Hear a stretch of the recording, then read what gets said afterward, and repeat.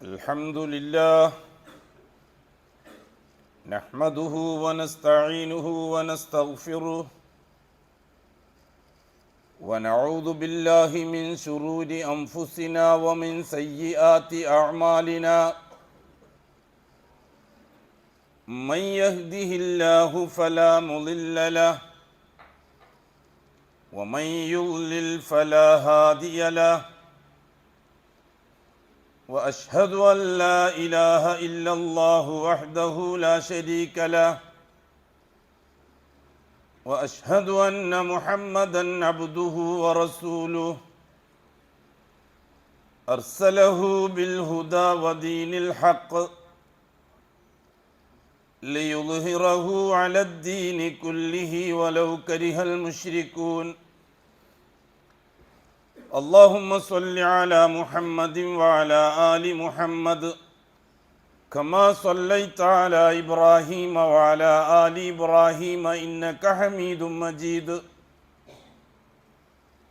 اللهم بارك على محمد وعلى آل محمد كما باركت على إبراهيم وعلى آل إبراهيم في العالمين إنك حميد مجيد عباد الله أوصيكم ونفسي أولا بتقوى الله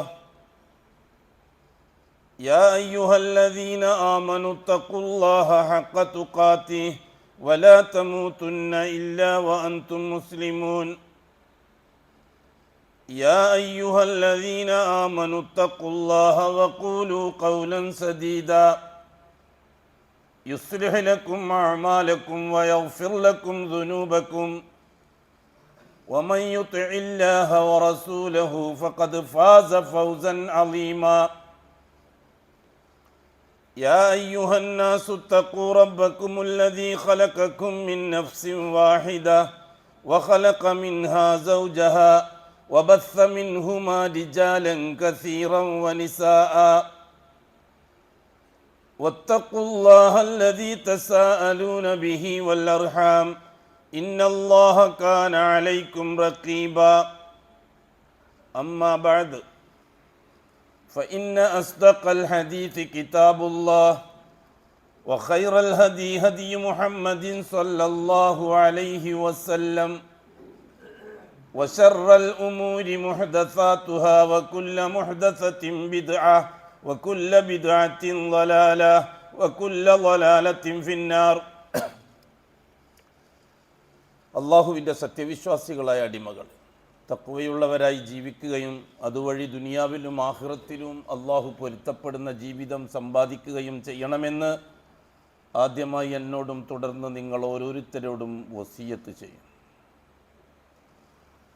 അല്ലാഹു സുബ്ഹാനഹു വ തആല അവസാനമായി നിയോഗിച്ച പ്രവാചകൻ മുഹമ്മദ് മുസ്തഫ സല്ലല്ലാഹു അലൈഹി വസല്ലമ തങ്ങളാണ്. തങ്ങൾക്ക് ശേഷം ഇനി ഒരു നബിയില്ല, ഒരു റസൂലില്ല. അതേപോലെ തന്നെ ഒരു കിതാബ് ഇറങ്ങുന്ന പ്രശ്നവുമില്ല. നുബുവത്തിനെയും റിസാലത്തിനെയും കിതാബിനെയും പരിഗണിച്ചുകൊണ്ടുള്ള ഒരു പുതിയ ശരീഅത്ത് ഇനി നിലവിൽ വരികയില്ല. നിലവിലുള്ള ശരീഅത്തിൽ ഒന്നും കൂടാനില്ല, ഒന്നും കുറയാനില്ല. ആ രീതിയിൽ അഷ്റഫുൽ ഖൽക്കിൻ്റെ നുബുവത്തിനും റിസാലത്തിനും ശരീഅത്തിനും പൂർണ്ണതയുണ്ടാക്കി ലോകാവസാനം വരെ നിലനിൽക്കത്തക്ക വിധത്തിൽ അതിനൊരു പോറലുമേൽക്കുന്ന പ്രശ്നമില്ല. ഇന്നാ നഹ്നു നസ്സൽന ദിക്റ വ ഇന്നാ ലഹു ലഹാഫിളൂൻ. ഖുർആനും സുന്നത്തും നമ്മുടേതാണ്, അത് നാം നിലനിർത്തുക തന്നെ ചെയ്യും. ഇത് അള്ളാഹുവിൻ്റെ വഅദയാണ്. ഇവിടെ നഹ്നു നസ്സൽന ദിക്റ, ദിക്ർ കൊണ്ട് ഉദ്ദേശിക്കുന്നത് ഖുർആനും സുന്നത്തുമാണ്. ഖുർആൻ പിന്നെ സുന്നത്ത് അങ്ങനെയല്ല, ഖുർആനും സുന്നത്തും രണ്ടും ഒന്നിച്ച് തന്നെ പറഞ്ഞ് ശീലിക്കണം. ഖുർആൻ കഴിഞ്ഞാൽ പിന്നെ സുന്നത്ത് എന്നുള്ള പ്രയോഗം ഷിയാക്കളുടേതാണ്, അല്ലെങ്കിൽ മുഅ്തസിലിയാക്കളുടേതാണ്, അല്ലെങ്കിൽ യുക്തിവാദികളുടേതാണ്, അല്ലെങ്കിൽ സയൻസ് വാദികളുടേതാണ്. ഖുർആനും സുന്നത്തും ഒന്നിച്ച് തന്നെയാണ്. ഇനി ലോകാവസാനം വരെ അതിന് പകരം ഒരു ഹർഫ് പോലും വരുന്ന പ്രശ്നമില്ല. അതുകൊണ്ട് തന്നെ മുഹമ്മദ് മുസ്തഫ സല്ലല്ലാഹു അലൈഹി വസല്ലമ തങ്ങൾ ഖിയാമത്ത് നാൾ വരെ ഈ ദീൻ നിലനിൽക്കുന്നതിനാവശ്യമായ ഏർപ്പാടുകളുടെ നായകനാണ്. അഷ്റഫുൽ ഖൽക്ക് അഭിമുഖീകരിക്കുന്നത് അഥവാ അവസാനത്തെ റസൂല് അഭിമുഖീകരിക്കുന്നത് ആദ്യം ഖുറൈശികളെയാണ്. ഖുറൈശികൾ എന്നാൽ ആരാണ്? ഇബ്രാഹിം അലൈഹിസ്സലാത്തു വസ്സലാമിൻ്റെ മകൻ ഇസ്മായിലിൻ്റെ സന്താന പരമ്പരകളാണ് അവർക്കാണ് അറബികൾ എന്ന് പറയുന്നത്. ഇസ്മായിൽ അലൈഹിസ്സലാത്തു വസ്സലാമിൻ്റെ വഫാത്തിന് ശേഷം ഏതാണ്ട് 4000 ചില്ലോം കൊല്ലം കഴിഞ്ഞിട്ടാണ് മുഹമ്മദ് മുസ്തഫ തങ്ങൾ ജനിക്കുന്നത്. അഥവാ ഇബ്രാഹിം അലൈഹിസ്സലാത്തു വസ്സലാം വഫാത്തായിട്ട് 4500 കൊല്ലം കഴിഞ്ഞിട്ടാണ് മുഹമ്മദ് മുസ്തഫ തങ്ങൾ മക്കായിൽ ഖുറൈശി തറവാട്ടിൽ ആമിന അബ്ദുള്ള ദമ്പതികളുടെ മകനായി ജനിക്കുന്നത്. റസൂലുള്ള ജനിക്കുന്ന സന്ദർഭത്തിൽ നിലവിലുള്ള ദീൻ ഏതായിരുന്നു? റസൂലുള്ള ജനിക്കുന്ന സന്ദർഭത്തിൽ മക്കായിൽ നിലവിലുള്ള ദീൻ മതം ഏതായിരുന്നു? ഇന്ന് ലോകത്ത് നിലവിലുള്ള ഏതെങ്കിലും ഒരു മതമായിരുന്നോ? ഒരിക്കലും അല്ല. ഇന്ന് ലോകത്ത് നിലവിലുള്ള മതങ്ങൾ ഏതൊക്കെയാണത്? ഇന്ത്യക്കാർക്ക് പരിചയമുള്ള ആര്യമതം, ദ്രാവിഡ മതം, അത് ഖുറൈശികൾക്ക് പരിചയമില്ല. പിന്നെ ഉള്ളത് ഇസ്രായേലി സമൂഹത്തിൻ്റെ ജൂതമതം, അതും ഖുറൈശികൾക്ക് പരിചയമില്ല. പിന്നെ ഉള്ളത് ഈസാ അലൈഹിസ്സലാത്തു വസ്സലാമിൻ്റെ അനുയായികൾ എന്ന് പറയുന്നവരുണ്ടാക്കിയ ക്രിസ്തു മതം, അതും ഖുറൈശി സമൂഹത്തിന് പരിചയമില്ല. അപ്പോൾ പിന്നെ ഖുറൈശി സമൂഹത്തിന് പരിചയമുള്ള ദീൻ ഏതാണ്? അത് ദീനുൽ ഇസ്ലാമാണ്. ഹസ്രത്ത് ഇബ്രാഹിം അലൈഹിസ്സലാത്തു വസ്സലാമിൻ്റെ പാരമ്പര്യത്തിലുള്ള ഇസ്ലാമാണ് അവർക്ക് പരിചയം. ഇസ്ലാമാണ് അവർക്ക് പരിചയമുള്ള ദീനെങ്കിൽ പിന്നെ മുഹമ്മദ് നബിൻ്റെ റിസാലത്തിൻ്റെ പ്രസക്തി എന്താണ്? മുഹമ്മദ് നബിയെ എന്തിനാണ് അല്ലാഹു തആല നബിയും റസൂലുമാക്കി നിയോഗിച്ചത്? അതും ഇബ്രാഹിം നബിക്ക് ശേഷം 4500 കൊല്ലത്തിൻ്റെ ഇടയിൽ ഒരു നബിയോ റസൂലോ ഖുറൈശികൾക്കിടയിൽ വന്നിട്ടില്ല. അറബികൾക്കിടയിൽ ഒരു നബിയോ റസൂലോ 4500 കൊല്ലത്തിനിടയിൽ വന്നിട്ടില്ല. വന്നത് മുഴുവനും ഇസ്രായേലികൾക്കിടയിലാണ്, ഇസ്ഹാഖ് നബിൻ്റെ സന്താന പരമ്പരകൾക്കിടയിലാണ്. ഇസ്രായേൽ സമൂഹം, ബനു ഇസ്രായേൽ, യാക്കൂബ് നബിൻ്റെ സന്താനങ്ങൾക്കിടയിലാണ് ആയിരക്കണക്കിന് നബിമാർ വന്നിരിക്കുന്നത്. രണ്ടും ഇബ്രാഹിം അലൈഹിസ്സലാത്തു വസ്സലാമിൻ്റെ പരമ്പരയാണ്. ഇബ്രാഹിം നബിൻ്റെ ഒരു മകൻ ഇസ്മായിൽ, ഇസ്മായിലിൻ്റെ പാരമ്പര്യം അറബികൾ, മറ്റേ മകൻ ഇസ്ഹാഖ്, ഇസ്ഹാഖിൻ്റെ പാരമ്പര്യം ഇസ്രായേലിയം, ബനു ഇസ്രായേൽ. ഇബ്രാഹിം അലൈഹിസ്സലാത്തു വസ്സലാമിന് ശേഷം കഅബാലയത്തെ കേന്ദ്രമാക്കിക്കൊണ്ടാണ് ദീനുൽ ഇസ്ലാം നിലനിൽക്കുന്നത്. ഏതാണ്ടൊരു ചരിത്രം പരിശോധിച്ചാൽ ഒരു 4000 കൊല്ലത്തോളം ഇസ്ലാം അല്ലാത്ത വേറെ ഒന്നും കഅബാലയം കേന്ദ്രമാക്കിക്കൊണ്ടുള്ളതായിട്ട് നമ്മൾ കാണുന്നില്ല. അവർ പ്യൂർ ഇബ്രാഹിമി സുന്നത്തും ശരീഅത്തും അനുസരിച്ചാണ് ജീവിച്ചുകൊണ്ടിരുന്നത്. എവിടെയാണ് ഖുറൈശി സമൂഹത്തിൻ്റെ ഇസ്ലാം വ്യതിചലിക്കുന്നത്? എവിടെ നിന്നാണ് അവർ മാറുന്നത്? അഷ്റഫുൽ ഖൽക്ക് ജനിക്കുന്നതിൻ്റെ ഏതാണ്ട് ഒരു 500 കൊല്ലം മുമ്പ് അഷ്റഫുൽ ഖൽക്കിൻ്റെ 5ാമത്തെ ഉപ്പൂപ്പയായ ഖുസയ്യ് എന്ന ഖുറൈശി തറവാട്ടുകാരൻ്റെ കാലഘട്ടത്തിലാണ് അള്ളാഹു അല്ലാത്ത അള്ളാഹുവിലേക്ക് ചേരാനുള്ള ഔലിയാക്കളും അമ്പിയാക്കളും അടങ്ങുന്ന മരിച്ചുപോയ ഇടയാളുകൾ വരുന്നു ചേർന്നത്. ഈ ഇടയാളുകൾക്ക് അവർ ആലിഹത്ത് എന്നാണ് പേരിട്ടത്. ആലിഹത്ത് ഇലാഹ് എന്നതിൻ്റെ ബഹുവചനമാണ്. അപ്പം ഇലാഹ് എന്ന് പറഞ്ഞാൽ ഖുറൈശികൾക്ക് പരിചയമുള്ള ഇലാഹ് അള്ളാഹുവിലേക്ക് അടുക്കാനുള്ള മഹാന്മാരായ മരിച്ചുപോയ ഇടയാളുകൾ. ഈ ഇടയാളുകളിലൂടെ അവർ തവസ്സുൽ ചെയ്യും, ഇസ്തിഗാസ ചെയ്യും. പക്ഷെ നേർക്ക് നേരെ ഔലിയാക്കളോട് അവർ ചോദിച്ചവർക്ക് ശീലമില്ല. ലാത്തയോട് ലാത്ത എൻ്റെ കാര്യങ്ങളൊന്ന് നടത്തിത്തരണം, നിങ്ങളാണ് അള്ളാഹ് എന്നൊരിക്കലും ഖുറൈശികൾ വിശ്വസിച്ചിരുന്നില്ല. ഉസ്സ, മനാത്ത ഇവരൊക്കെ ഖുറൈശി സമൂഹത്തിൽ മരിച്ചുപോയ മഹത്തുക്കളാണ്. ഇബ്രാഹിമി സുന്നത്തും ശരീഅത്തും അനുസരിച്ച് ജീവിച്ച ഹുനഫാക്കളെ കൂട്ടത്തിൽപ്പെട്ട മഹാന്മാരാണ്. ഈ മഹാന്മാര് മരിച്ചതിന് ശേഷം അവർ എന്ത് ചെയ്തു? അവർക്ക് സ്മാരകങ്ങൾ ഉണ്ടാക്കി. അതിനാണ് ജാറങ്ങൾ എന്ന് പറയുന്നത്. മരിച്ചുപോയ മഹദി മഹാന്മാർക്ക് വേണ്ടി ജീവിച്ചിരിക്കുന്നവർ ഉണ്ടാക്കിയെടുക്കുന്ന അടയാളങ്ങളാണ് ജാറങ്ങൾ. ചിലപ്പോൾ അത് സ്വനമുകളായി രൂപിക്കും. സ്വനമുകൾ ആ മരിച്ചുപോയവരെ അതേ കോലത്തിൽ ഉണ്ടാക്കുന്ന രൂപങ്ങൾ. ചിലപ്പോൾ വസനുകൾ എന്ന് പറഞ്ഞാൽ മരിച്ചുപോയവരുടെ അതേ കോലത്തിൽ രൂപത്തിലായിരിക്കുകയില്ല, അവരുമായി ബന്ധപ്പെട്ട ബർക്കത്തിൻ്റെ എന്തെങ്കിലും ഒരു അംശങ്ങളായിരിക്കും. ഒന്നിക്കൽ അവരുപയോഗിച്ച തുണി, അല്ലെങ്കിൽ അവർ തണലിൽ ഇരുന്ന മരം, അല്ലെങ്കിൽ അവർ ഭക്ഷണത്തിന് ഉപയോഗിച്ച പാത്രങ്ങൾ, അല്ലെങ്കിൽ അവരിട്ട ചെരുപ്പുകൾ, അല്ലെങ്കിൽ അവരുമായി ബന്ധപ്പെട്ട എന്തെങ്കിലും ഒന്നും കിട്ടിയിട്ടില്ലെങ്കിൽ അവരുടെ ഖബറിന്റെ മേലെ കല്ലുകൊണ്ട് കെട്ടിയുണ്ടാക്കി അതിൽ ബറക്കത്തുണ്ട് എന്ന് വിശ്വസിക്കുന്ന രീതി. ഇതാണ് ഖുറൈശികൾക്ക് പരിചയമുള്ള ഇലാഹുകൾ. ഈ ഇലാഹുകൾ സ്വയം പ്രാപ്തിയുള്ളവരാണെന്ന് ഖുറൈശികൾ വിശ്വസിച്ചിരുന്നില്ല. ഈ ഇലാഹുകൾക്ക് സ്വന്തം എന്തെങ്കിലും കഴിവുണ്ട് എന്നവർ വിശ്വസിച്ചിരുന്നില്ല. ഈ ഇലാഹുകൾക്ക് സമതീയത്തുണ്ട് എന്നവർ വിശ്വസിച്ചിരുന്നില്ല. ഈ ഇലാഹുകൾ സ്വയം പ്രാപ്തിയുള്ളവരാണ്, സ്വയം നിലനിൽക്കുന്നവരാണ് എന്നവർ വിശ്വസിച്ചിരുന്നില്ല. അള്ളാഹുവിൽ നിന്ന് കിട്ടിയ കഴിവാണത്, ബഹുമാനമാണത്. ബഹുമാനത്തെ മുൻനിർത്തി ഞങ്ങൾ അള്ളാഹുവിലേക്ക് അടുക്കാൻ വേണ്ടിയിട്ടാണ് എന്നാണ് ഖുർആനിലൂടെ അവരുടെ വിശ്വാസത്തെ പറ്റി പറഞ്ഞത്. ഇവര് ലാത്തയെയോ ഉസ്സയെയോ മനാത്തയെയോ ഹുബുലുല്ലയിലായെയോ അല്ലെങ്കിൽ ഇബ്രാഹിം നബിനെയോ ഇസ്മായിൽ നബിനെയോ അതുപോലെ കഴിഞ്ഞുപോയ നബിമാരെയോ റസൂലുകളെയോ ഔലിയാക്കളെയോ സ്വയം പ്രാപ്തിയുള്ളവരും കഴിവുള്ളവരുമാണ്, അവരാണ് കാര്യങ്ങൾ നടത്തുന്നത് എന്ന് വല്ലാഹി വിശ്വസിച്ചിരുന്നില്ല. പിന്നെ അവർ വിശ്വസിച്ചത് ഇവർ ഇലാഹുകളാണ്. ഇലാഹ് റബ്ബ് നമ്മൾ രണ്ടും പറഞ്ഞു തന്നിട്ടുണ്ട്. റബ്ബുന്നാസ് ഇലാഹുന്നാസ് അല്ലേ? സൂറത്ത് നാസിൽ ഖുൽ അഊദു ബി റബ്ബിന്നാസ് മലിക്കിന്നാസ് ഇലാഹിന്നാസ്. അവിടെ റബ്ബ് ഇലാഹാണെങ്കിൽ പിന്നെ ഇലാഹിന്നാസ് പറയേണ്ടതില്ല. ഇലാഹാണ് റബ്ബെങ്കിൽ പിന്നെ റബ്ബിന്നാസും പറയേണ്ടതില്ല. ഖുറൈശികൾക്ക് ഇത് രണ്ടും അറിയാം. റബ്ബ് ആരാണെന്നും ഖുറൈശികൾക്കറിയാം, ഇലാഹ് ആരാണെന്നും ഖുറൈശികൾക്കറിയാം.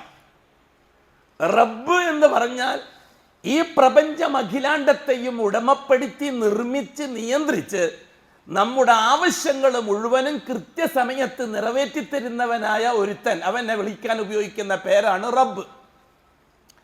ഇതന്നും ഇന്നും എന്നും അങ്ങനെ തന്നെയായിരുന്നു ലോകത്ത് ഉടമസ്ഥനായ അള്ളാഹുവിനെ വിശ്വസിച്ചു പോകുന്നത്.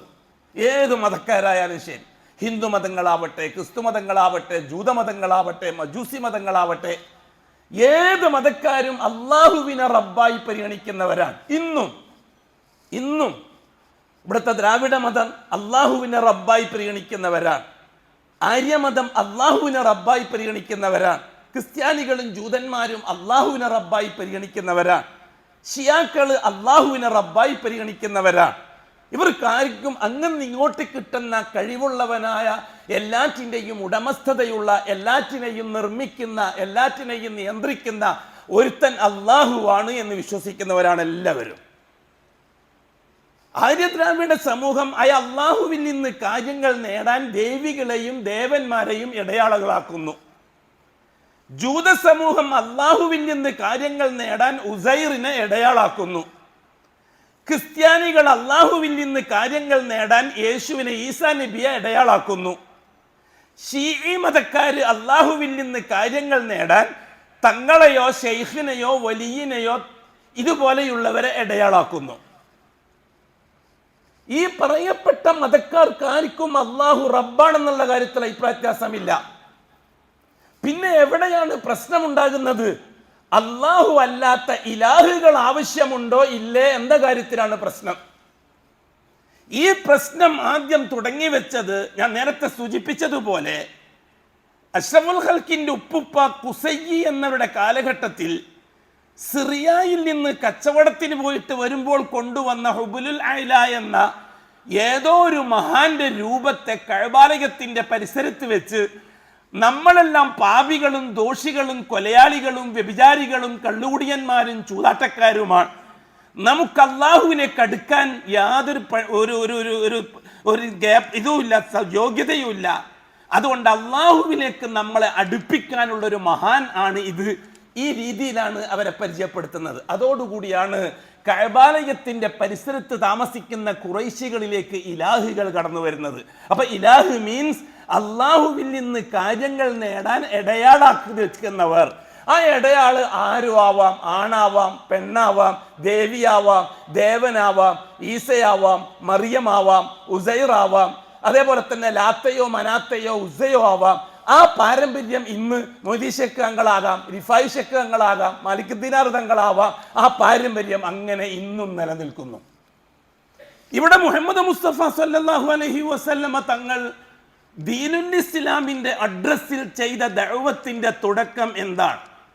ലാ റബ്ബ ഇല്ലല്ലാഹ് എന്ന് പറയാനാണോ, ലാ ഇലാഹ ഇല്ലല്ലാഹ് എന്ന് പറയാനാണോ? ഈ ഇരിക്കുന്ന നിങ്ങൾക്ക് ഓരോരുത്തർക്കും അറിയാം, ലോകത്തിനും അറിയാം, ലാ റബ്ബ ഇല്ലല്ലാഹ് എന്ന് ഖുറൈശികൾക്ക് പരിചയപ്പെടുത്തി കൊടുക്കേണ്ട ആവശ്യമില്ല. കാരണം അത് അവർ തന്നെ സമ്മതിക്കുന്നതാണ്.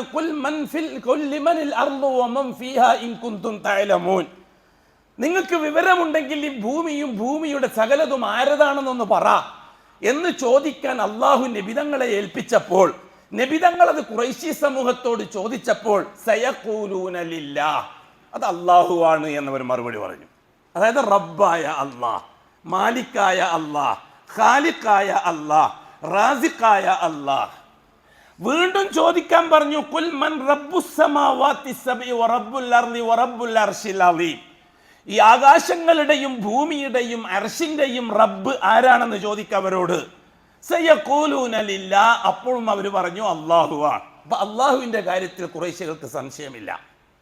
ഈ പ്രപഞ്ചത്തിന്റെ മാലിക്കായ റബ്ബായ അള്ളാഹിന്റെ കാര്യത്തിൽ ആദം അലൈഹിസ്സലാത്തു വസ്സലാം തൊട്ട് ഈ 2024 വരെ ഭൂലോകത്ത് ജീവിക്കുന്ന ആർക്കും റബ്ബ് അള്ളാഹുവാണ്, ഈ പ്രപഞ്ചത്തിന്റെ മാലിക്കും ഖാലിക്കും മുദബ്ബിറുമായ അള്ളാഹു ആണെന്നുള്ള കാര്യത്തിൽ സംശയമില്ല. പിന്നെ എവിടെയാണ് റസൂലുകൾക്ക് ജോലി ചെയ്യേണ്ടി വന്നത്? റസൂലുകളെ നിയോഗിക്കേണ്ടി വന്നത് എവിടെയാണ്? അള്ളാഹു റബ്ബാണ് എന്ന് സമ്മതിപ്പിക്കാനാണോ? വല്ലാഹി അല്ല. കാരണം അള്ളാഹു റബ്ബാണ് എന്ന് വിശ്വസിക്കുന്ന സമൂഹത്തിലേക്കാണ് റസൂല് വരുന്നത്.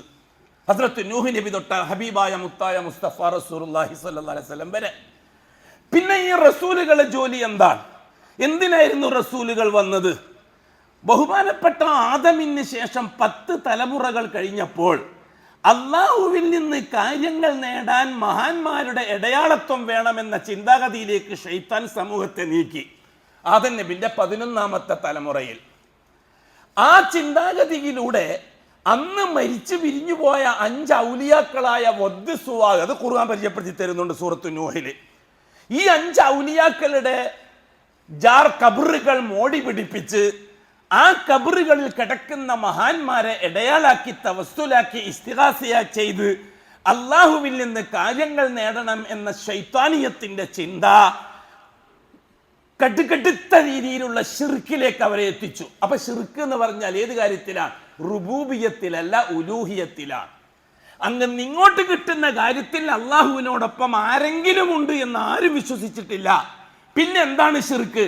ഇങ്ങോട്ട് അള്ളാഹുവിൽ നിന്ന് കാര്യങ്ങൾ നേടാൻ അങ്ങോട്ട് അള്ളാഹുവിന്റെ മുമ്പിൽ സമർപ്പിക്കാനുള്ള എന്തെങ്കിലും തരത്തിലുള്ള സനമോ വസനോ ആണ് ഇലാഹുകൾ എന്നവർ വിശ്വസിച്ചു.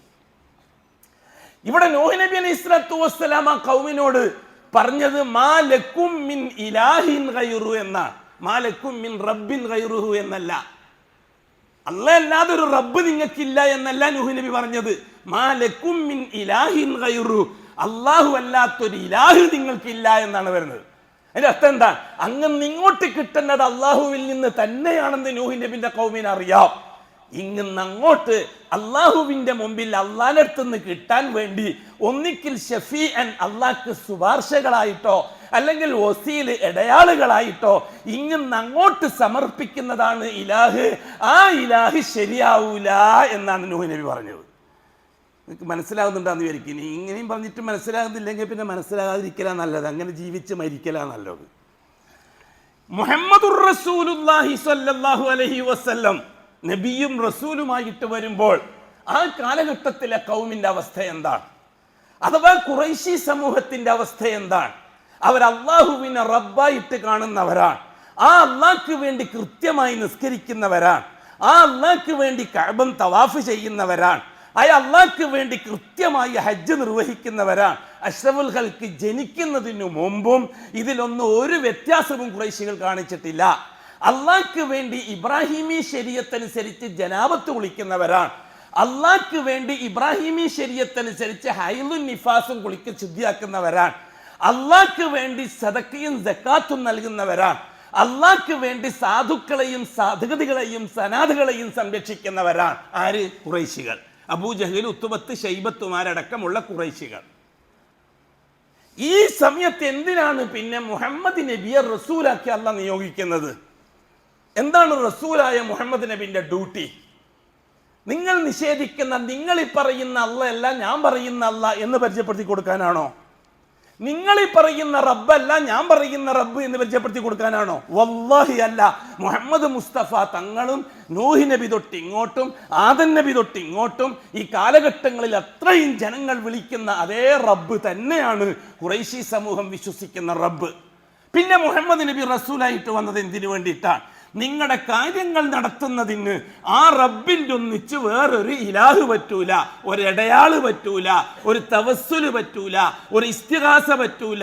നിങ്ങൾ ഔലിയാക്കളെ ഇടയാൾമാരാക്കുന്നുണ്ട്, അമ്പിയാക്കളെ ഇടയാളുകളാക്കുന്നുണ്ട്. അതുകൊണ്ട് നിങ്ങളെ വിശ്വാസം പിഴച്ചിരിക്കുകയാണ്. അതിനാൽ നിങ്ങൾ പ്രഖ്യാപിക്കണം, ഖൂലൂ ലാ ഇലാഹ ഇല്ലല്ലാഹ്, ഇന്നു മുതൽ അള്ളാഹുവിലേക്ക് അടുക്കാൻ ഞങ്ങൾ വേറെ ആരെയും പരിഗണിക്കുകയില്ല എന്ന് നിങ്ങൾ പ്രഖ്യാപിക്കണം. ഇതല്ലേ ലാ ഇലാഹ ഇല്ലല്ലാഹ് മഅന?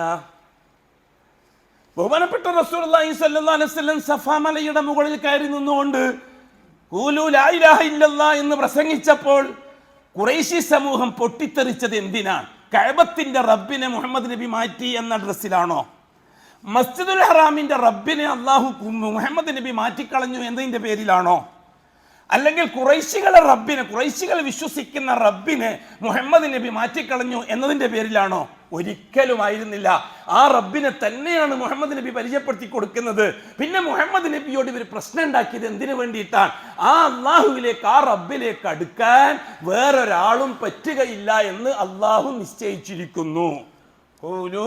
അതുകൊണ്ട് നിങ്ങൾ പ്രഖ്യാപിക്കണം, ലാ ഇലാഹ ഇല്ലല്ലാഹ്, ഇന്നു മുതൽ ലാ മഅബൂദ ബിഹഖിൻ ഇല്ലല്ലാഹ്, ഇടയാളായിട്ട്, ബർക്കത്തിന്റെ ആളായിട്ട്, ജാഹിന്റെ ആളായിട്ട് ഈ പറയപ്പെട്ട ഒരു മഹാനെയും മഹദിയെയും ഞാൻ അംഗീകരിക്കുന്നില്ല, എനിക്ക് എല്ലാറ്റിനും എൻ്റെ അല്ലാഹ് മതി എന്ന് നിങ്ങൾ പ്രഖ്യാപിക്കണം. ഖൂലൂ ലാ ഇലാഹ ഇല്ലല്ലാഹ് തുഫ്ലിഹു, എന്നാൽ നിങ്ങൾക്ക് വിജയിക്കാം ദുനിയാവിലും ആഖിറത്തിലും. അല്ലേ? ആ സമയത്ത് ഖുറൈശി സമൂഹത്തിന്റെ വിശ്വാസം എന്തായിരുന്നു? അവരുടെ അമാലുകൾ എന്തായിരുന്നു? അബൂജഹൽ, ഉത്ബത്ത്, ശൈബത്തുമാരടക്കമുള്ളവർ അള്ളാഹുവിന് വേണ്ടി ഹജ്ജ് ചെയ്യുന്നവരായിരുന്നില്ലേ അതുവരെ? അള്ളാഹ്ക്ക് വേണ്ടി ഉംറ ചെയ്യുന്നവരായിരുന്നില്ലേ അതുവരെ? അവർ കൃത്യമായി തവാഫ് ചെയ്യുന്നവരായിരുന്നില്ലേ അതുവരെ? അതേപോലെ തന്നെ കൃത്യമായി മസ്ജിദുൽ ഹറാമിൽ നിസ്കരിക്കുന്നവരായിരുന്നില്ലേ അവർ? എന്തെങ്കിലും പ്രശ്നമുണ്ടെങ്കിൽ കഅബ തവാഫ് ചെയ്തിട്ടല്ലേ അവർ അള്ളാഹുവിനോട് ദുആ ചെയ്യാറ്? ആ ദുആ ചെയ്യുന്ന സമയത്ത് ബിബറക്കത്തിലാത്ത ബിജാഹിലാത്ത ഉസ്സ, ഈ രീതിയിൽ ബർക്കത്ത് കൊണ്ട് അതേപോലെ തന്നെ പോരിശ കൊണ്ട് എൻ്റെ കാര്യങ്ങൾ നടത്തണം അല്ലാഹുവേ എന്നാണ് അബൂജഹൽ, ഉത്ബത്ത്, ശൈബത്തുമാര് ദുആ ചെയ്തത്. അന്തുആയാണ് അഷ്റഫുൽ ഖൽഖ് എതിർത്തത്. ഇന്ന് ആ കാലഘട്ടത്തിന്റെ പാരമ്പര്യം വളരെ കൃത്യമായി നിലനിൽക്കുകയാണ്. ഇന്നും അതേ വിഷയം തന്നെയാണ് സമൂഹത്തിൻ്റെ ഇടയിലുള്ളത്. മുഹമ്മദ് ഈ റിസാലത്തനുസരിച്ചുള്ള പാരമ്പര്യത്തിൽ നിലനിൽക്കുന്നവർ, അവർ കൃത്യമായി അള്ളാഹുവിനെ അംഗീകരിക്കുന്നവർ, അള്ളാഹിനെ വിളിച്ച് ദുആ ചെയ്യുന്നവർ, അള്ളാഹുവിനോട് കാര്യങ്ങൾ തേടുന്നവർ, വിക്ർ കൃത്യമായി ചൊല്ലുന്നവർ, തസ്ബീഹ് കൃത്യമായി ചൊല്ലുന്നവർ, അത് തന്നെയാണ് അന്ന് ഖുറൈശികളും ചെയ്തുകൊണ്ടിരുന്നത്. പിന്നെന്താണ് സംഭവം? അത് അള്ളാഹുവിൽ നിന്ന് എന്തെങ്കിലും കിട്ടണമെങ്കിൽ ഇന്ന തങ്ങളെ ബർക്കത്ത് വേണം, ഇന്ന ഷെയ്ഖിന്റെ ബർക്കത്ത് വേണം, അല്ലെങ്കിൽ അടയാൾ വേണം, ഒന്നിക്ക് ഷഫീഅൻ ശുപാർശകനായിട്ട് വേണം, അല്ലെങ്കിൽ ലഹീറൻ സഹായിയായിട്ട് വേണം എന്ന് വിശ്വസിച്ചപ്പോഴാണ് അവർ ലാ ഇലാഹ ഇല്ലല്ലയെ ബാത്തിലാക്കിയവരായത്. ഖുറൈശികൾ ഏതൊരു ലാ ഇലാഹ ഇല്ലല്ലക്കെതിരാണോ ആ ലാ ഇലാഹ ഇല്ലല്ലക്കാണ് ഇന്നും ഖുറൈശി സമൂഹത്തിന്റെ പാരമ്പര്യക്കാർ എതിര്. ഇവിടെ നാം അഷ്റഫുൽ ഖൽഖിന്റെ സമൂഹത്തെ രണ്ടായി തിരിക്കാം. ഖുറൈശി സമൂഹത്തെ ഒരു വിഭാഗം അള്ളാഹുവിന്റെ തൃപ്തിക്ക് വേണ്ടിയും ഇഷ്ടത്തിന് വേണ്ടിയും അള്ളാന്റെ പൊരുത്തത്തിന് വേണ്ടിയും ഔലിയാക്കളെ ഇടയാളുകളാക്കി നിർത്തിയവർ, അള്ളാനെ തൃപ്തിപ്പെടുത്താൻ, അള്ളാഹ് വെറുക്കാതിരിക്കാൻ, അള്ളാഹ് ഇഷ്ടപ്പെടാൻ അള്ളാന്റെ ഔലിയാക്കളെ, അമ്പിയാക്കളെ, മരിച്ചുപോയ അമ്പിയാക്കളെ, ഔലിയാക്കളെ ഇടയാളാക്കി നിർത്തിയവർ. ഇതൊരു കൂട്ടം ഖുറൈശികൾ. വേറൊരു കൂട്ടം അവര് പൂർണ്ണമായും പുരോഹിതന്മാരുടെ ഔലിയാക്കളെ പറ്റിയുള്ള മനാക്കിബുകൾ, ഔലിയാക്കളെ പറ്റിയുള്ള പോരിശകൾ, കറാമത്തുകൾ, മുഅ്ജിസത്തുകൾ, അതേപോലെയുള്ള സംഭവങ്ങളാണ് അന്ന് ഖുറൈശി പ്രമാണിമാരായ നേതൃത്വം ഈ അനുയായികൾക്ക് പറഞ്ഞ് ബോധ്യപ്പെടുത്തി കൊടുത്തുകൊണ്ടിരുന്നത്. എന്തിന്? ഈ ജാറങ്ങളിൽ തന്നെ അനുയായികൾ നിലനിന്നു പോകാൻ. ഇന്നും പുരോഹിതന്മാര് ഔലിയാക്കളുടെ പോരിശകള്, കറാമത്തുകള്, ശ്രേഷ്ഠതകള് ഇതൊക്കെ വിശദീകരിച്ചു കൊടുക്കുകയാണ് ഇവിടുത്തെ സാധാരണക്കാരായ അനുയായികൾക്ക്. ഖുറൈശികളായ അനുയായികളും ഇന്നത്തെ സമൂഹത്തിലെ അനുയായികളും ഒരു വ്യത്യാസവും ഒരു കാര്യത്തിലും ഇല്ല. അവർ റബ്ബിനെ അംഗീകരിക്കുന്നവരാണ്, ഇവരും റബ്ബിനെ അംഗീകരിക്കുന്നവരാണ്. അവരെ ഇലാഹിനെ പറയുമ്പോൾ ദേഷ്യം പിടിക്കുന്നവരാണ്, ഇവരും ഇലാഹിനെ പറയുമ്പോൾ ദേഷ്യം പിടിക്കുന്നവരാണ്. ഒരു വ്യത്യാസവും ചരിത്രത്തിൽ നാം കാണുന്നില്ല. ഇവിടെ അല്ലാഹുവിന്റെ റസൂല് ഇലാഹിനെ പറഞ്ഞപ്പോൾ അവര് ഒരു വിഭാഗം കടുകടുത്ത രീതിയിൽ എതിർത്തത് മുഹമ്മദ് ഔലിയാക്കളെ എതിർക്കുന്നു, മുഹമ്മദ് ഔലിയാക്കളെ കൈവിടുന്നു, ഔലിയാക്കള് പറ്റൂല എന്ന് മുഹമ്മദ് പറയുന്നു, മഹാന്മാര് പറ്റൂല എന്ന് മുഹമ്മദ് പറയുന്നു, ലാത്തയും ഉസ്സയും പറ്റൂല എന്ന് മുഹമ്മദ് പറയുന്നു. അതുകൊണ്ട് മുഹമ്മദ് അള്ളാഹ്ക്ക് പൊരുത്തമില്ലാത്തതാണ് പറയുന്നത്. നമ്മൾ ഏതൊരു അള്ളാനെയാണോ വിശ്വസിക്കുന്നത് ആ അള്ളാഹ്ക്ക് പൊരുത്തമില്ലാത്ത വർത്താനാണ് മുഹമ്മദ് പറയുന്നത്. അത് മുഹമ്മദ് പറയുന്നത് തെറ്റാണ്. അതുകൊണ്ട് മുഹമ്മദ് മഹാന്മാരെ ആദരിക്കാത്ത ആളാണ്, മഹാന്മാരെ അംഗീകരിക്കാത്ത ആളാണ്. മുഹമ്മദ് പറയുന്നു ഒറ്റ അള്ളാഹു മതി, ഈ പറയുന്ന ഇടയാളുകൾ പറ്റൂല. ഖുറൈശികൾ ചോദിക്കുകയും ചെയ്തു മുഹമ്മദ് നബിയോട്, അജഅലൽ ആലിഹത ഇലാഹം വാഹിദ, ഈ തങ്ങന്മാരെയും ഔലിയാക്കളെയൊക്കെ ഒഴിവാക്കിയിട്ട് ഒറ്റൊരു അള്ള മതി എന്നാണോ മുഹമ്മദ് നീ പറയുന്നത്? അത്ഭുതമുള്ളൊരു കാര്യം തന്നെയാണ് നീ പറയുന്നത്. ഈ പരമ്പരാഗതമായ ഉപ്പുപ്പമാര് ഉമ്മമാര് എന്തെങ്കിലും പ്രശ്നം ഉണ്ടെങ്കിൽ ഔലിയാക്കളെ വാക്കത്തോണ്ട് ജാഹുവർക്കത്തോണ്ട് അള്ളഹാനോട് ചോദിച്ചവരായിരുന്നു നമ്മൾ ഉപ്പുപ്പമാരൊക്കെ. ഇപ്പം മുഹമ്മദ് വന്നിട്ട് പറയുന്നു അത് പറ്റൂല, അള്ളഹാനോടേ ചോദിക്കാൻ പറ്റുകയുള്ളൂ. അതുകൊണ്ട് മുഹമ്മദ് വഴിപിഴച്ചിരിക്കുകയാണ്. ഇതാണ് ഖുറൈശി സമൂഹത്തിലെ ഒരു വിഭാഗം. അവരുടെ പൂർവികന്മാരുടെ പുരോഹിതന്മാരുടെ വഴതും പ്രസംഗവും കേട്ടിട്ട് വിശ്വസിച്ചു പോയ കാര്യം അതാണ്. വേറൊരു വിഭാഗം, ഈ ആദ്യത്തെ വിഭാഗത്തിൽപ്പെട്ടവരാരെ പോലെ ഹംസത്ത് ബിൻ അബ്ദുൽ മുത്തലിബിനെ പോലെ, ഉമറുൽ ഫാറൂഖിനെ പോലെ ഇവരൊക്കെ മുഹമ്മദ് ഔലിയാക്കളെ നിഷേധിക്കുന്നു. നമ്മളെ ഉസ്താദുമാര് ഔലിയാക്കളെ ബഹുമാനിക്കാനാണ് പറയുന്നത്, ഔലിയാക്കളെ ഇസ്തിഗാസ ചെയ്യാനാണ് പറയുന്നത്, ഔലിയാക്കളെ തവസ്സുൽ ചെയ്യാനാണ് നമ്മൾ ഉസ്താദുമാര് പറയുന്നത്. മുഹമ്മദ് അതിന് നേരെ എതിരാ പറയുന്നത്. മുഹമ്മദിന് എവിടുന്ന് കിട്ടിയത്? മുഹമ്മദോട് ആര് പറഞ്ഞതാണിത്? ഇത് മുഹമ്മദിന്റെ സ്വന്തം വകയാണ്, അത് എന്തെങ്കിലും താല്പര്യം കാണും, അതുകൊണ്ട് ഒരു കാരണത്താലും അംഗീകരിച്ചുകൂടാ. നമ്മൾ ഉപ്പുപ്പമാര് ബഹുമാനിച്ച് ആദരിച്ച് നമുക്ക് പരമ്പരാഗതമായി തന്ന ഈ ഔലിയാക്കളെ ഒരു കാരണത്താലും തള്ളിക്കൂടാ. അത് വിശ്വാസത്തിന്റെ പേരിലായിരുന്നു അവർ പറഞ്ഞത്. റളിയല്ലാഹു തആല അൻഹു വിശ്വാസത്തിന്റെ പേരിലാണ് മുഹമ്മദിനെ എതിർത്തത് സല്ലല്ലാഹു അലൈഹി വസല്ലം. ഹംസത്ത് അബ്ദുൽ മുത്തലിബ് വിശ്വാസത്തിന്റെ പേരിലാണ് എതിർത്തത്. മറുഭാഗത്ത് ഉത്ബത്ത്, ശൈബത്ത്, അതേപോലെ തന്നെ അബൂജഹൽ, അവരുടെ വിശ്വാസം എന്തായിരുന്നു? അവർക്കും അറിയാം അല്ലാഹു ആണ് റബ്ബ്, പക്ഷെ അവർ അധികാരം കൈയാളുന്നവരാണ്, സമ്പത്ത് കൈയാളം ചെയ്യുന്നവരാണ്, അനുയായികളെ പ്രജകളാക്കി ഗുണ്ടകളാക്കി നടത്തുന്നവരാണ്. മുഹമ്മദ് പറയും ശിഥിലമാക്കി വ്യത്യസ്ത ഗ്രൂപ്പാക്കി പരസ്പരം തന്നെ ശിർക്കും കുഫറും. എന്താണ് ശിർക്ക് എന്താക്കാനോ ഇതൊന്നും ഖത്താബിന്റെ മകൻ ഉമർ പോകാറുമില്ല, അതിന് തയ്യാറാവൂല. ഒരു കാര്യം വിശ്വസിച്ചാൽ അതനുസരിച്ച് അങ്ങ് പ്രവർത്തിക്കുക. ഇതാണ് ഖത്താബ്. ക്ലബിൽ അന്ന് ആരെയും കണ്ടില്ല. കള്ള് വാങ്ങാൻ വേണ്ടിയിട്ട് കള്ള് ഷാപ്പിലേക്ക് കയറിപ്പോയി പീടിക പൂട്ടിയിട്ടുണ്ട്. ഭയങ്കരമായ മദ്യാസക്തിയുള്ളൊരു വ്യക്തിയായിരുന്നു ഖത്താബിന്റെ മകൻ ഉമർ. കള്ളുഷാപ്പ് പൂട്ടിയിട്ട് കണ്ടപ്പോൾ ഒറ്റക്കായി. ഏതാണ്ട് മഗ്രിബായി, സമയം സന്ധ്യയായി. നാം തവാഫ് ചെയ്തേക്കാം എന്ന് കരുതി കഅബാലയത്തിലേക്ക് പോയതാണ്. അതെങ്ങനെയായിരുന്നു അവര്? അപ്പുറം ക്ലബിലും പോവും, അപ്പുറം ബാറിലും പോവും, ഇപ്പുറം വന്നിട്ട് കൃത്യമായി ജമാഅത്തായിട്ട് നിസ്കരിക്കുകയും ചെയ്യും. ഷിയാക്കളെ രീതി അതാണ്. അപ്പുറം മറ്റേ ശിർക്കും ചെയ്യും, ഇപ്പുറം വന്നിട്ട് അള്ളാഹിനോട് ദുആ ചെയ്യുകയും ചെയ്യും. അതാണ് അന്നത്തെയും ചെയ്യും, ഇന്നത്തെയും ചെയ്തൊക്കെ തന്നെ. എന്താണ്, എവിടെയാണ് വ്യത്യാസം എന്താണ് ഞാൻ ചോദിക്കുന്നത് എന്റെ സമുദായത്തോട്? ഖത്താബിന്റെ മകൻ ഉമർ കഅബൻ തവാഫ് ചെയ്യാൻ വേണ്ടി ഹറമിലേക്ക് പ്രവേശിച്ചു. തവാഫ് ചെയ്യുന്നിടയിൽ ഈണത്തിലൊരു ശബ്ദം കേൾക്കുന്നു. മറയുടെ പിറകിൽ നിന്നുകൊണ്ട് ഒളിഞ്ഞു നോക്കി. മുഹമ്മദിന്റെ ശബ്ദം. മുഹമ്മദ് ഖുർആൻ പാരായണം ചെയ്യുന്നു. ഖത്താബിന്റെ മകൻ ഉമർ ആദ്യമായിട്ടാണ് അഷ്റഫുൽ ഖൽഖിന്റെ നാവിൽ നിന്ന് ഖുർആൻ കേൾക്കുന്നത്. ഖത്താബിന്റെ മകൻ ഉമർ അറബി സാഹിത്യത്തിൽ അങ്ങേയറ്റ കഴിവുള്ള ആളാണ്. വളരെ വെള്ളെണ്ണാവുന്ന ആൾക്കാർക്ക് മാത്രമേ എഴുതാനും വായിക്കാനും അറിയുള്ളൂ. ഖത്താബിന്റെ മകൻ ഉമർ ആ കൂട്ടത്തിൽപ്പെട്ടതാണ്. അഷ്റഫുൽ ഖൽഖ് ഇവിടെ നോദി ഞാൻ കേൾപ്പിച്ചു നിങ്ങൾക്ക്. അൽഹാഖ മൽഹാഖ വമാ അദ്റാക മൽഹാഖ. ഖത്താബിന്റെ മകൻ ഉമർ ശ്രദ്ധിച്ച് കേട്ടു. ആദ്യമായിട്ട് കേൾക്കുകയാണ് ഇത്ര ശാസ്ത്രഭംഗിയുള്ള സാഹിത്യ ഭംഗിയുള്ളൊരു വാചകം. കവിതകൾ ഒരുപാട് പാടിയിട്ടുണ്ട് ഖത്താബിന്റെ മകൻ ഉമർ. കവികളെ ഒരുപാട് പരിചയമുണ്ട് ഖത്താബിന്റെ മകൻ ഉമറിന്. പക്ഷെ ഈ രീതിയിൽ ഇങ്ങനെ പ്രസ്താവിപ്പിച്ചിട്ട് ഒരു വാക്ക് ഇതുവരെ കേട്ടിട്ടില്ല. അങ്ങനെ തുടർന്ന് മുഹമ്മദ് നബി ഓതുകയാണ് നിസ്കാരത്തിൽ കഅബത്തിന്റെ അടുത്തുനിന്ന്. ഓതി ആദിൻ്റെയും ഇറമിൻ്റെയും ഫിറൗൻ്റെയും സംഭവങ്ങളാണ് പിന്നെ വിശദീകരിക്കുന്നത്. പിന്നെ നേരെ ഖിയാമത്ത് നാളിലേക്കാണ് പോകുന്നത് മുഹമ്മദ് ഓതിയിട്ട്. വൈദാ നുഫിഖ ഫിസ്സൂരി നഫ്ഖത്തൻ വാഹിദ. ഖിയാമത്ത് നാൾ കഴിഞ്ഞപ്പോൾ പിന്നെ മഹ്ശറിലേക്കാണ് മുഹമ്മദ് നബി ഓത്ത് പോയത്. ഖത്താബിൻ്റെ മകൻ ഉമർ ഇസ്ലാമിലേക്ക് വന്നതിന് ശേഷം പറയുമായിരുന്നു റളിയല്ലാഹു അൻഹു, ഫഖദ് അജിബ്തു മിൻ തഅലീഫിഹി. അതിൻ്റെ ആ കോർവ എന്നെ വല്ലാതെ അത്ഭുതപ്പെടുത്തി, അതിൻ്റെ പ്രാസം അത് എന്നെ വല്ലാതെ അത്ഭുതപ്പെടുത്തി. അത് ഖത്താബിൻ്റെ മകൻ ഉമർ ആദ്യമായിട്ട് കേൾക്കുകയാണ്. ഉസ്താദുമാർ വിടുവായിരുന്നില്ല, ശൈഖുനമാർ വിടുവായിരുന്നില്ല. ഈ രീതിയിൽ അന്ധമായി ശൈഖുനമാരെ അംഗീകരിക്കുന്നവരെ ആരെയും നബി തങ്ങളുടെ അടുത്തേക്ക് പോകാൻ സമ്മതിക്കുമായിരുന്നില്ല. ഒരു പിടിച്ചു നിർത്തും. അതിനുവേണ്ടി എല്ലാ ഏർപ്പാടും ചെയ്യും അവർ. സിനിമ, കള്ള്, പെണ്ണ്, എല്ലാ ഏർപ്പാടുകളും ചെയ്യും. മുഹമ്മദ് മുസ്തഫ തങ്ങളുടെ ഖുർആൻ ഷരീഫ് കേൾക്കാൻ പോകാതിരിക്കാൻ ശൈഖുനമാർ. അബൂ താലിബ് മൗനം ദീക്ഷിക്കും. അബൂജഹൽ, ഉത്തുബത്ത്, ശൈബത്തുമാർ വളരെ തീവ്രമായി പണിയെടുക്കും. ഖത്താബിൻ്റെ മകൻ ഉമർ അത്ഭുതപ്പെട്ടു.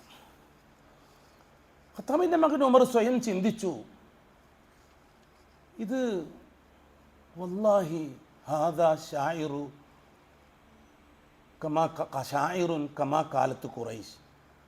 ഖുറൈശി ഉസ്താദുമാർ പറയും പോലെ മുഹമ്മദ് ഒരു വല്ലാത്ത കവി തന്നെയാണ്. വല്ലാത്തൊരു കാവ്യ മാധുര്യമുണ്ട്. അശവലുകൾക്ക് അപ്പോഴേക്ക് ഓതി തേടിയെത്തി. വമാ ഹുവ ബിഖൗലി ഷായിരിൻ ഖലീലൻ മാ തുഅ്മിനൂൻ. ആയത്തിൻ്റെ ലാസ്റ്റ് 40-ാമത്തെ ആയത്ത്. ഈ പരിശുദ്ധ ഖുർആൻ ഒരു കവിയുടെ വാക്കല്ല. അപ്പോൾ ഉമർ റളിയല്ലാഹുവിൻ്റെ ചിന്തക്കാരോ മറുപടി പറയും പോലെ തോന്നിയത് ഉമർ റളിയല്ലാഹു. ഹിദായത്ത് എന്ന് ചേരുമ്പോൾ അങ്ങനെയാണ്. ഹൃദയത്തിൽ ഹിദായത്തിൻ്റെ പശ്രമ ഉണ്ടെങ്കിൽ വന്ന് മുട്ടിയാൽ തുറക്കും. ഇല്ലെങ്കിൽ അബൂ താലിബിനെ മാതിരി മൗലാനമാർ തലപ്പാവും കെട്ടി അനുയായികളെയും പാലിച്ചിട്ട് ഇങ്ങനെ നിന്നോളൂ, അങ്ങനെ തന്നെ മരിക്കുകയും ചെയ്തോളൂ. നമുക്കെന്താ വിഷയം? നമുക്കിവിടെ എന്താണ് കാര്യം? നമുക്ക് കാര്യം ലാ ഇലാഹ ഇല്ലല്ലാഹ് ഉമ്മത്ത് മനസ്സിലാക്കണം.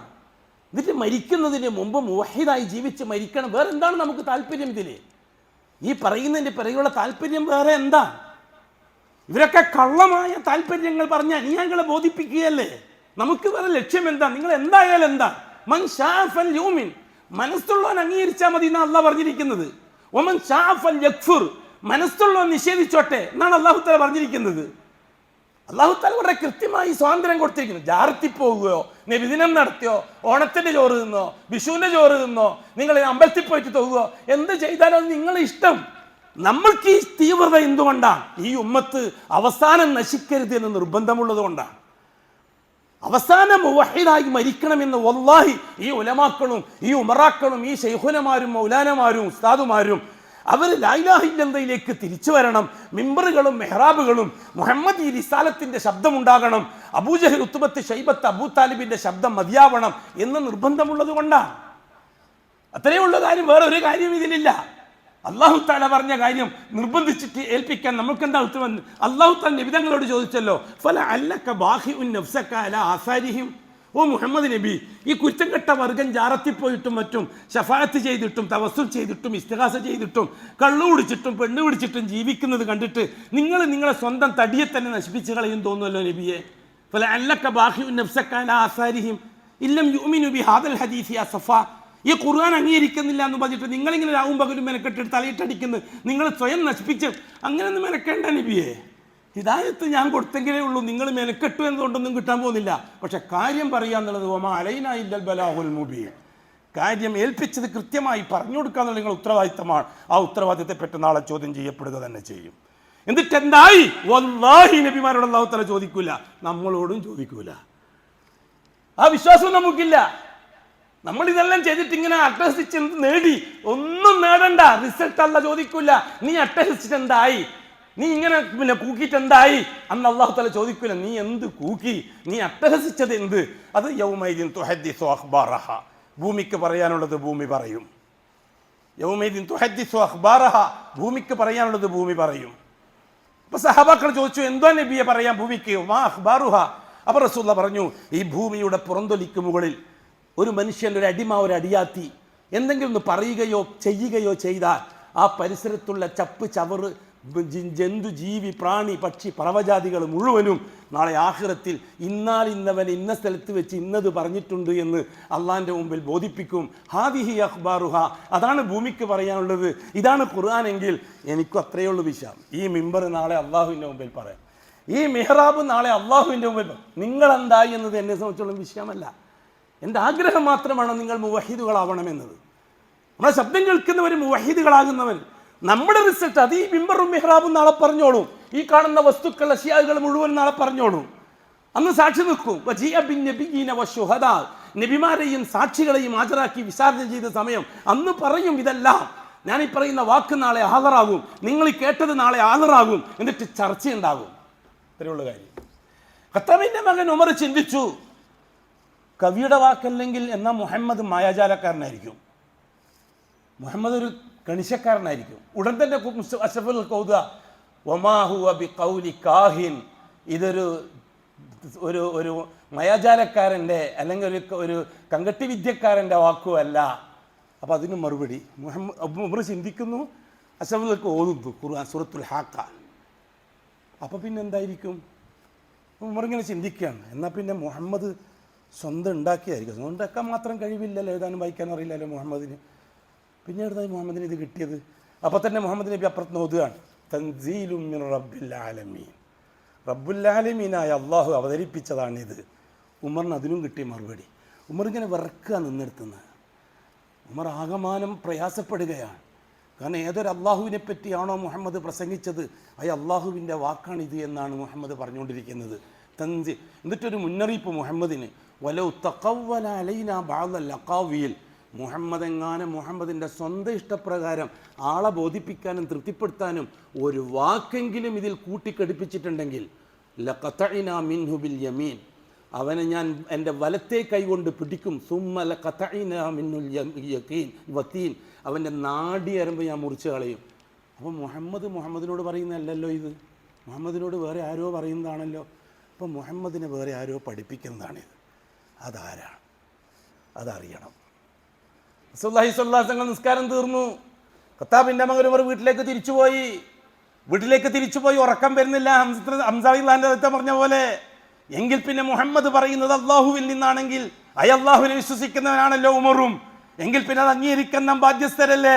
അങ്ങനെ നേരം വെളുക്കുന്നവരെ ഉറങ്ങിയില്ല. നേരം വെളുത്തപ്പോൾ വീണ്ടും സുന്നി സെന്ററിലേക്ക് പോയി. മൗലാനമാരുടെ വാഴ കേട്ടു, മൗലാനമാരുടെ പ്രസംഗം കേട്ടു. അവിടെ വലിയ മൗലാന അബൂജഹൽ ഒരു ഓഫർ പ്രഖ്യാപിച്ചു. മുഹമ്മദ് നാട്ടെ ഭിന്നിപ്പിക്കുന്നുണ്ട്, നാട്ടിൽ പ്രശ്നമുണ്ടാക്കുന്നുണ്ട് മുഹമ്മദ്. അതുകൊണ്ട് മുഹമ്മദിനെ ബാക്കി വെച്ചാൽ ശരിയാകയില്ല. മുഹമ്മദ് ഓരോരാളെ സ്വന്തമാക്കാൻ തുടങ്ങിയിട്ടുണ്ട്.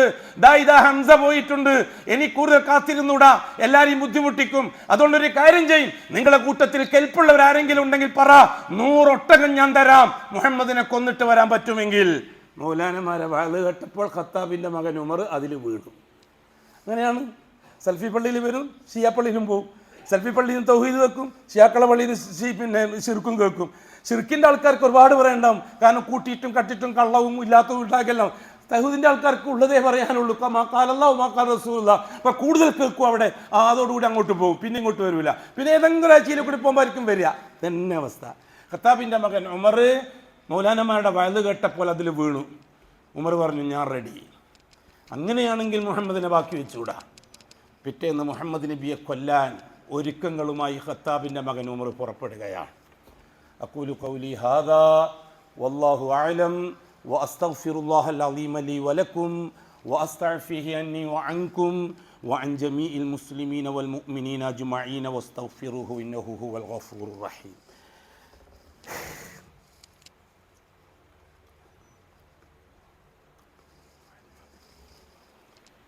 അൽഹംദുലില്ലാഹി റബ്ബിൽ ആലമീൻ വസ്സലാത്തു വസ്സലാമു അലാ അഷ്റഫിൽ മഖ്ലൂഖീൻ മുഹമ്മദിൻ വആലിഹി വസഹ്ബിഹി അജ്മഈൻ.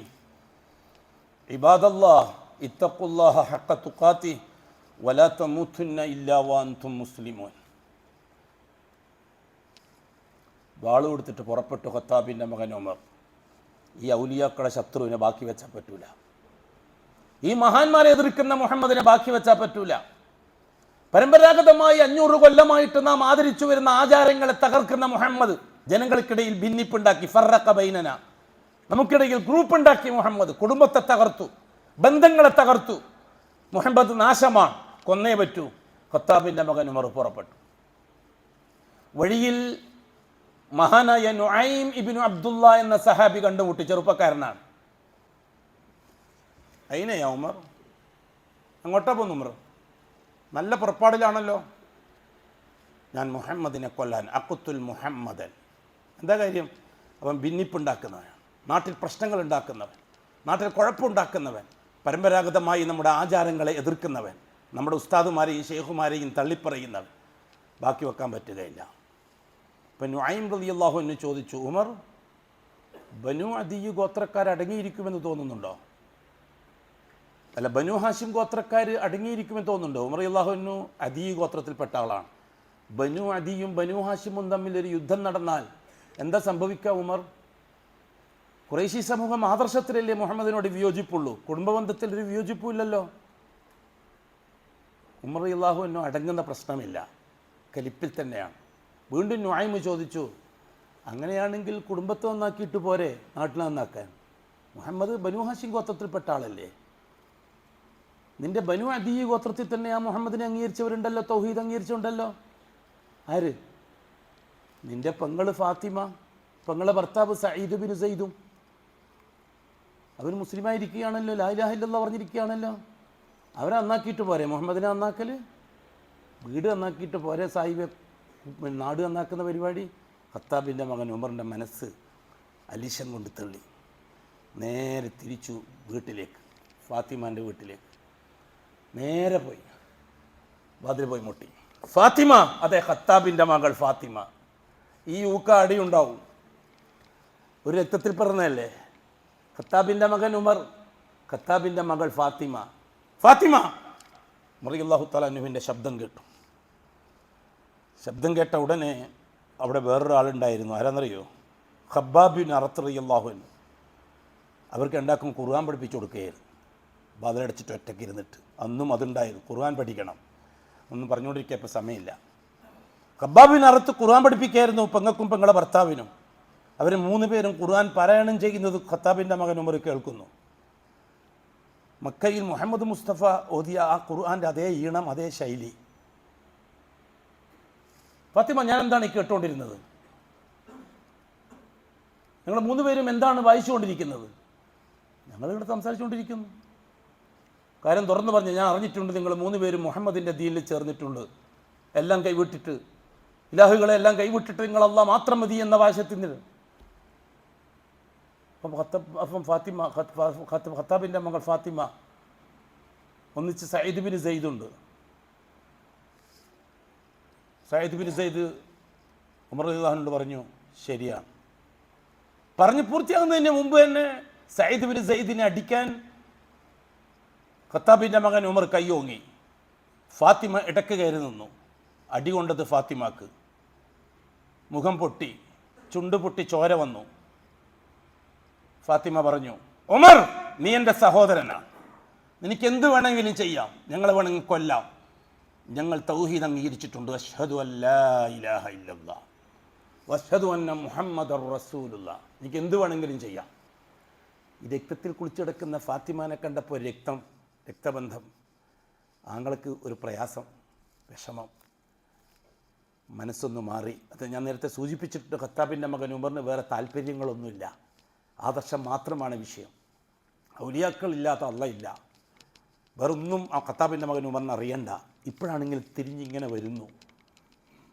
ഫാത്തിമ, നീ വായിച്ചുകൊണ്ടിരിക്കുന്ന ആ വാക്ക്, ആ ഏട് ഒന്ന് ഞാൻ ഒന്ന് വായിച്ചു നോക്കട്ടെ. ഉമർ, നീ ആകെ അരിശം കൊണ്ടിരിക്കുകയാണ്, പോയിട്ട് കുളിച്ച് വൃത്തിയാക്കി ഡ്രസ്സെല്ലാം മാറ്റിയിട്ട് ഒന്ന് മനസ്സൊക്കെ സമാധാനമാക്കിയിട്ട് വാ, ഞാൻ തരാം. കാരണം അവർ എന്തിനാണ് ചോദിക്കുന്നതെന്ന് അവർക്കറിയില്ലായിരുന്നു, നശിപ്പിക്കാനോ മറ്റോ.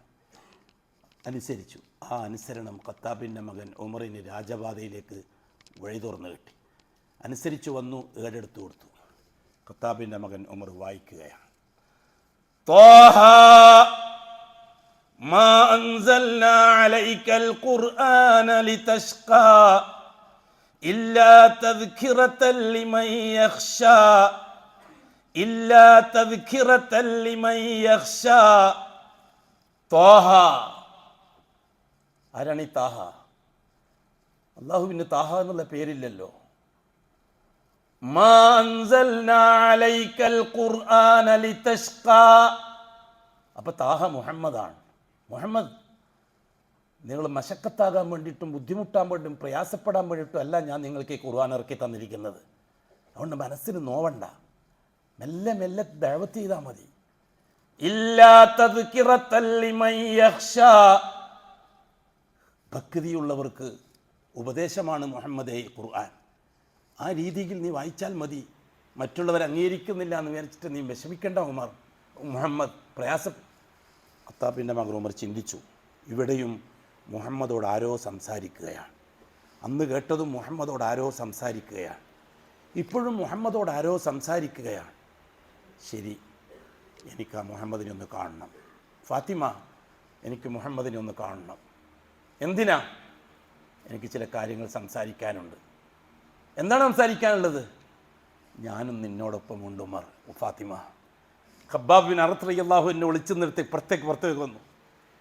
കോരി പറഞ്ഞു ഉമറിനെ, ഉമർ അബ്ശിർ യാ ഉമർ, സന്തോഷവാനാകുക ഉമർ. ഇന്നലെ വരെ അഷ്റഫുൽ ഖൽഖ് ദുആ ചെയ്യുന്നത് ഞാൻ കേട്ടിട്ടുണ്ട്. അല്ലാഹുമ്മ ഖവ്വിൽ ഇസ്ലാമ ബി അഹദിൽ ഉമറൈൻ.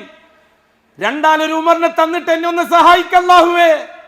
ഈ ദീനുൽ ഇസ്ലാമിനെ ഒന്ന് ശക്തിപ്പെടുത്തിത്താ അല്ലാഹ്. ഒന്ന് പരസ്യമായി ഇറങ്ങാൻ ഒരു വഴിയുണ്ടാക്കിത്താ അല്ലാഹ്. ഒന്ന് ഉമർ ബിൻ ഖത്താബാണ്, മറ്റേത് അംർ ബിൻ ഹിഷാം അബൂജഹലാണ്. തീർച്ചയായിട്ടും നിങ്ങളുടെ കാര്യത്തിലാണ് അല്ലാഹ് ദുആ കബൂലാക്കിയിരിക്കുന്നത്. ഉമർ, ഞാൻ വരാം മുഹമ്മദിനെ കാണിച്ചു തരാൻ. ഖത്താബിന്റെ കയ്യും പിടിച്ച് ഖബ്ബാബ് ബിൻ അറത്ത് റളിയല്ലാഹു തആല അൻഹു ദാറുൽ അർഖമിലേക്ക് പോവുകയാണ്, സലഫി സെന്ററിലേക്ക്. എന്തിനറിയോ? തൗഹീദ് അംഗീകരിക്കാൻ. അള്ളാഹിനെ അംഗീകരിക്കാനല്ല, അള്ളാഹിന്റെ തൗഹീദ് അംഗീകരിക്കാൻ. ഞാൻ ആവർത്തിച്ച് പറയട്ടെ, അള്ളാഹിനെ അംഗീകരിക്കാനല്ല ഉമർ പോയത്, അംഗീകരിച്ച അള്ളാഹ് മാത്രമേ ഉള്ളൂ എന്ന് അംഗീകരിക്കാൻ പോയി. അഷ്റഫുൽ ഖൽഖിന്റെ ദാറുൽ അർഖമിൽ പോയി വാതിൽ മുട്ടി. നോക്കിയപ്പോൾ ഖത്താബിന്റെ മകൻ ഉമറാണ്. യാ റസൂലല്ലാഹ്, ഖത്താബിന്റെ മകൻ ഉമർ വന്നിട്ടുണ്ട്, വാളുകൊണ്ട് കയ്യില്. എന്താ മനസ്സിലാകുന്നില്ല? 4 ദിവസം മുമ്പാണ് കലിമ ചൊല്ലിട്ട് മുസ്ലിമായിട്ട് ശിഷ്യത്വം സ്വീകരിച്ച ഹംസ അതിന്റെ ഉള്ളിലുണ്ട്. ബഹുമാനപ്പെട്ട ഹംസ റളിയല്ലാഹു തആല അഷ്റഫുൽ ഖൽഖ് സ്വല്ലല്ലാഹു അലൈഹി വസല്ലം തങ്ങൾക്ക് ഒരു കുലുക്കവുമില്ല. സഹാബാക്കൾ പേടിച്ച് വിറച്ചിരിക്കുകയാണ്. ഹംസ റളിയല്ലാഹു തആല എഴുന്നേറ്റിട്ട് പറഞ്ഞു, യാ റസൂലല്ലാഹ്, ഉമർ നല്ലതിനാണ് വരുന്നതെങ്കിൽ അള്ളാഹു ഉമറിന് നല്ലത് ഉദ്ദേശിച്ചിട്ടുണ്ടെങ്കിൽ യുസ്ലിം, ഉമർ മുസ്ലിം ആവും. ഇല്ലേ, ഞാൻ സമ്മതിച്ചാൽ മതി. അവൻ്റെ കയ്യിലുള്ള വാളെടുത്തുകൊണ്ട് അവനെ ഞാൻ കൊല്ലും, എനിക്കതിന് ധൈര്യമുണ്ട്. അപ്പോഴേക്കും വാതിൽ തുറക്കാൻ വേണ്ടി പറഞ്ഞു റസൂലുള്ളാഹ്. വാതിൽ തുറന്നു കൊടുത്തു. ഖത്താബിൻ്റെ മകൻ ഉമർ ഒരു പയ്യനെ പോലെ, ഒരു വിനയാന്യതനെ പോലെ, ഒരു അടിമയെപ്പോലെ നേരെ നടന്നു വന്നു. സഹബാക്കൾ വിറക്കുകയാണ്, ഹംസ ജാഗരൂകരാണ്, അഷ്റഫുൽ ഖൽഖ് ഇരിക്കുകയാണ്. നേരെ പോയി മുമ്പിൽ വന്നിരുന്നു. എന്താ ഉമർ നിൻ്റെ ഉദ്ദേശം? അഷ്റഫുൽ ഖൽഖ് ചോദിച്ചു. ഇനിയും എനിക്ക് നിർത്താനായിട്ടില്ലേ ഉമർ, ഇതൊന്നും എനിക്ക് ഇനിയും കാര്യം മനസ്സിലായിട്ടില്ലേ ഉമർ? മനസ്സിലായി റസൂലുള്ളാഹ്, ഞാനത് അംഗീകരിക്കാൻ വന്നിരിക്കുകയാണ്. ഞാൻ ഏറ്റു, അഷ്ഹദു അല്ലാ ഇലാഹ ഇല്ലല്ലാഹ് വ അഷ്ഹദു അന്ന മുഹമ്മദർ റസൂലുള്ളാഹ്. എൻ്റെ പ്രിയമുള്ളവരെ, എൻ്റെ ശബ്ദം കേൾക്കുന്നവരെ, ലോകത്തുള്ള മുസ്ലിമീങ്ങളെ, മലയാളികളായ സുഹൃത്തുക്കളെ, ഉലമാക്കളെ, ഉമറാക്കളെ, ജമാഅത്ത് കമ്മിറ്റിക്കാരെ, മെമ്പറിൻ്റെയും മെഹ്റാബിൻ്റെയും ഭരണാധികാരികളെ, വാ നമുക്ക് ഖത്താബിൻ്റെ മകൻ ഉമറിൻ്റെ പിറകെ പോകാം. അബൂ താലിബിൻ്റെയും അബൂലഹബിൻ്റെയും പിറകെ നമുക്ക് വേണ്ട. നാം മുവഹിദുകളാകുക, ഷഹാദ പ്രഖ്യാപിക്കുക, അടിയുറച്ചു നിൽക്കുക. എനിക്കെൻ്റെ അല്ലാഹു മതി, ഹസ്ബി അല്ലാഹ് ലാ ഇലാഹ ഇല്ലാഹു അലൈഹി തവക്കൽതു വഹു റബ്ബുൽ അർശിൽ അദീം. ഇൻഷാ അല്ലാഹ് തുടർന്നങ്ങോട്ട് എന്തൊക്കെയാണ് സംഭവിച്ചത്, അള്ളാഹു സമയവും അവസരവും അനുകൂലമാക്കി തന്നാൽ നമുക്ക് തുടരാം. അള്ളാഹു അറിവിൽ ഒരുപാട് ബറക്കത്തും അമൽ ചെയ്യാൻ അതിനേക്കാളേറെ തൗഫീഖും തന്ന് അനുഗ്രഹിക്കട്ടെ. നമ്മുടെ രോഗികളോട് അള്ളാഹു താല കൃപ കാണിക്കട്ടെ.